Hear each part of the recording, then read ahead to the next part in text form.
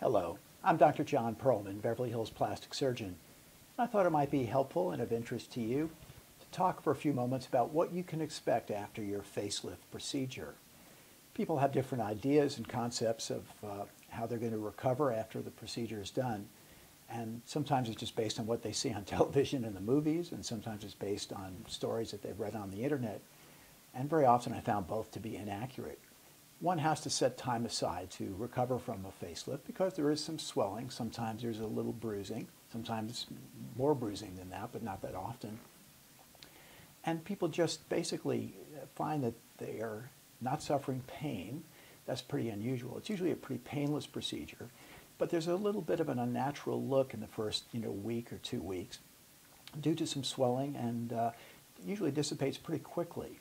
But I warn my patients if they're scheduled to make a public appearance that's of importance to them for business or personal reasons, they should wait at least 4 to 6 weeks before planning such an event. The incisions that I personally use are very well hidden and camouflaged, and they're usually almost unnoticeable very shortly after the procedure.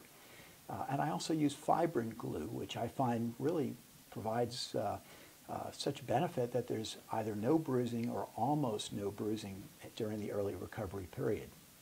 The fact is, though, that nobody can guarantee that you won't have some bruises that could be in a visible area. So using a cover-up makeup or just plain kind of hanging out at home and relaxing and resting can make it an easier recovery for you. Bruises can occur more commonly in people who take blood thinners like Advil and aspirin, and consequently we ask our patients to avoid a long list of medications and over-the-counter products that can contribute to bruising and an increased risk of bleeding, so that the recovery is simpler and easier. We have our patients wear a light bandage for about 24 hours, and then usually having a little elastic headband around covering the neck and the top of the head for about 5 to 7 days. That decreases the swelling. The other thing I advise my patients, in addition to avoiding blood thinners, is to avoid salty foods. It's very interesting.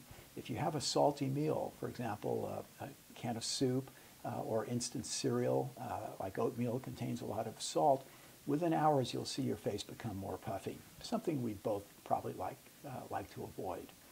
So keep in mind, facelift surgery, usually painless, pain-free, some swelling. My patients generally have very little or no bruising, but you do need to rest and take it easy to allow everything to heal up to make the speediest recovery in the shortest period of time with the most natural, best-looking result. If you have any questions, please call us, 310-854-0031. We'd be happy to answer them for you. And I'd highly recommend that you spend some time visiting my website, perlmanmd.com, where there's a lot more information and many before and after photos of other patients who've undergone facelift surgery, neck lift surgery, brow lift surgery, eyelid surgery, both before and after their procedures.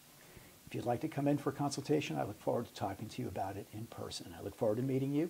Thank you so much for your time. I hope you enjoyed this brief video. I look forward to meeting you in person. Have a great day.